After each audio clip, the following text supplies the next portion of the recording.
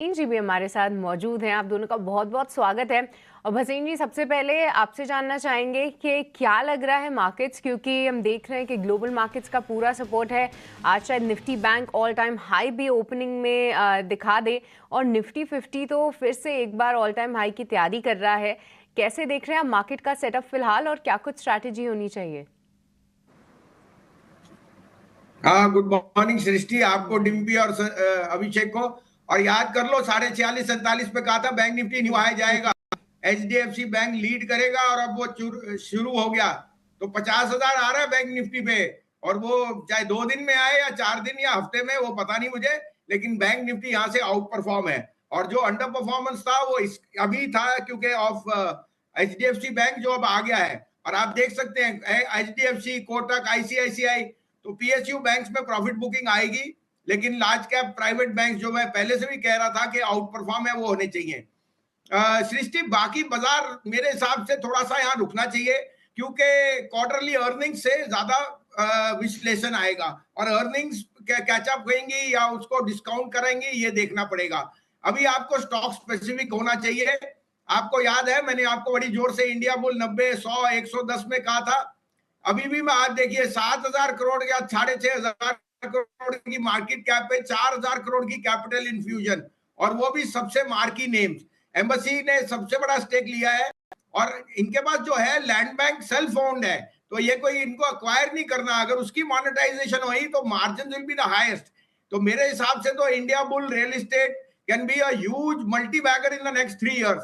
450 500 भी चले जाए 2 साल में तो कोई बड़ी बात नहीं। अभी तो आप 1 साल में भी 300 का भाव देख सकते हैं इसमें आसानी से। क्योंकि अगर रियल एस्टेट में कोई लैग कर रहा था वो ये था, बिकॉज ऑफ नो प्रमोटर। दूसरा, कैपिटल इन्फ्यूजन से जो इन्वेस्टर्स है उनकी स्ट्रेंथ दिखती है।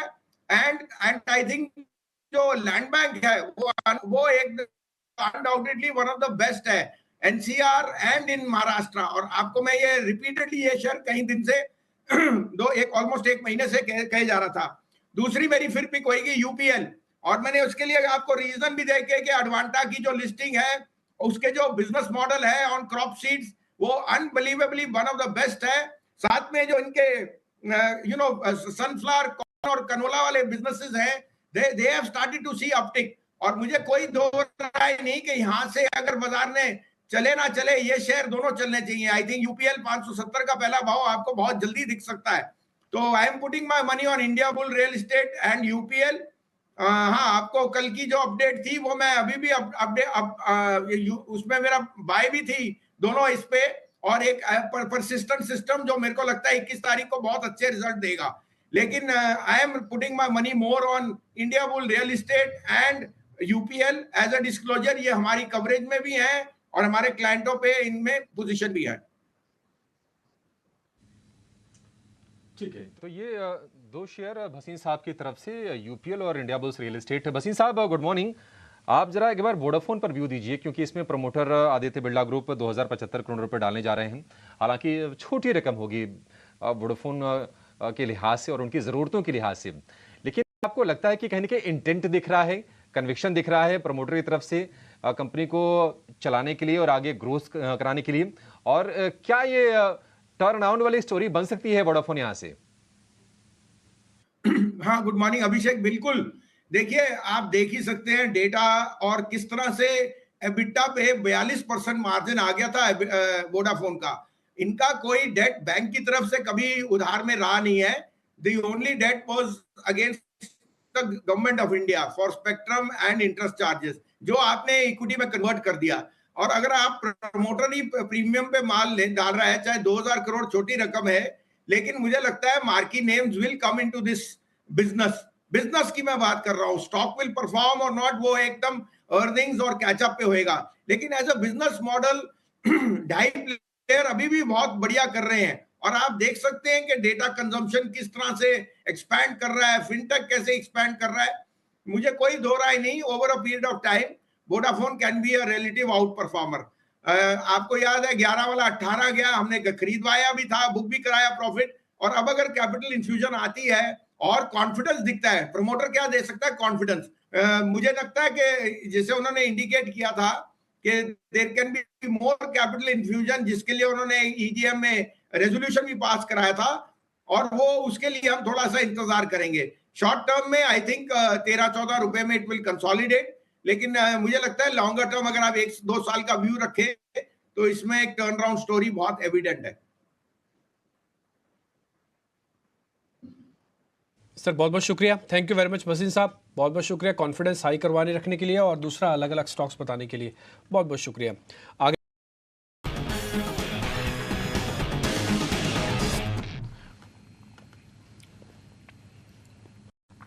भसीन साहब बहुत बहुत शुक्रिया, thank you very much, Gudi Padwa की आपको बधाई और जय माता दी। सर आज नमस्ते के साथ आपको मैं जय माता दी भी बोलूँगा क्योंकि आप माता के बहुत बड़े भक्त हैं, मेरे को मालूम है, और आज से नवरात्रि भी की शुरुआत हो रही है। सर बहुत बहुत शुक्रिया टाइम देने के लिए। कल मैं आपको इसलिए भी याद कर रहा था क्योंकि कल तीनों इंडाइसिस निफ्टी ने, बैंक निफ्टी ने, सेंसेक्स ने अपने ऑल टाइम हाई को टेस्ट कर दिया, और क्या शुभ घड़ी में कि ठीक नवरात्रि आ रहे हैं उससे पहले हम ऑल टाइम हाई पे हैं। सर सलाह भी दीजिए और सुझाव भी दीजिए, डरना है या फिर और आगे बढ़ना है? हाँ, गुड मॉर्निंग डिम्पी जी, आपको भी और ईटी नाउ के सारे परिवार और सब दर्शकों को जय माता दी। नवरात्रि की बहुत बहुत शुभकामनाएं। सबको अच्छी हेल्थ दे, वेल्थ दे और प्रॉस्पेरिटी दे, और शेयर मार्केट से बने रहिए तो आपको धन भी आएगा और प्राप्ति होगी और आगे वैभव भी बढ़ेगा। तो माता के नवरात्रे बहुत शुभ है, लेकिन यहाँ थोड़ा सा ध्यान रखिए कि मार्केट भी स्ट्रेस्ड है, तो स्टॉक स्पेसिफिक रहेंगे तो अच्छा रहेगा। आपने अभी गोदरेज प्रॉपर्टी का जिक्र किया, आपको याद है 3-4 साल से हम जब कहते थे, सबसे पहले मैंने इसको 350-400 में पकड़ा था, फिर 1200-1400 हर भाव में, और देखिए आज 2600 का ऑल टाइम हाई हो गया। अनक्वेश्चनेबली ये बता रहा है कि जो वेल्थ इफेक्ट है सोने के बढ़ने से, स्टॉक मार्केट और real estate is now the most wanted asset. इस कारण से मुझे लगता है रियल एस्टेट तो अभी शुरुआत में है, और smart money is buying fixed assets, क्योंकि वहां पे 20 साल बाद एक ऐसी तेजी आई है जो अभी भी आगे लगती है, और वेल्थ इफेक्ट से ये और बढ़ेगी। तो मैंने आपके लिए पहले भी कहा था, इंडिया बुल रियल एस्टेट जो ये नया ट्रांजिशन हुआ है, जब 4000 करोड़ की इक्विटी इन्फ्यूजन 7000 की इक्विटी मार्केट कैप में आ रही है, वो बहुत पॉजिटिव है। एम्बेसी और ब्लैकस्टोन और पूनावाला बहुत मार्की नेम्स हैं, और अगर वो they are putting their money where their mouth is, तो इन्वेस्टर को यहाँ और निवेश करना चाहिए। एंड ऑफ द ईयर 250 रुपए का टारगेट आपको मैं आश्वासन देता हूं आना चाहिए। आज के लिए 3 पिक्स हैं मार्केट में। मैं ये जरूर कहूंगा कि अभी भी थोड़ी सी चाल बाकी है, लेकिन आप देखें तो ब्लॉक डील्स, न्यू इश्यूज और जो जिस तरह से फर्वर है वो लेफ्ट आउट फीलिंग को बता रहा है। थोड़ा सा यहाँ कॉशन जरूर रखना चाहिए, क्योंकि अब मुझे लगता है on all parameter markets are typically नीचे रीचिंग अ क्रेसेंडो। तो प्रॉफिट बुकिंग, थोड़ा सा लिक्विडिटी रखिए कि जब करेक्शन आए आपको ये अपडेट दे दूं। आप कहें तो मैं शुरू करूं। बिल्कुल सर, बिल्कुल बताइए, अपडेट भी दीजिए और नए शेयर्स भी बताइए सर। हाँ, तो कल भी मैंने आपको इंडिया बुल कहा था 134-35, मैं भी कह रहा हूँ 125 रुपए, 123 रुपए का स्टॉप लॉस रखिए अगर रखना है, लेकिन ये मेरे को 180 टारगेट बहुत जल्दी दिखता है, हो सकता है अप्रैल में ही।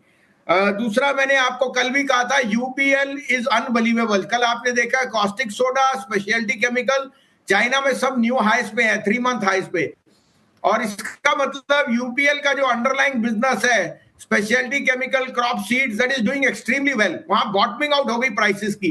कंपनी ने इंडिकेट कर दिया है कि $9 बिलियन की जो वैल्यूएशन उसकी एडवेंटा की है, उसमें से 20 से 25% स्टेक वो घटा सकता है टू रिड्यूस डेट।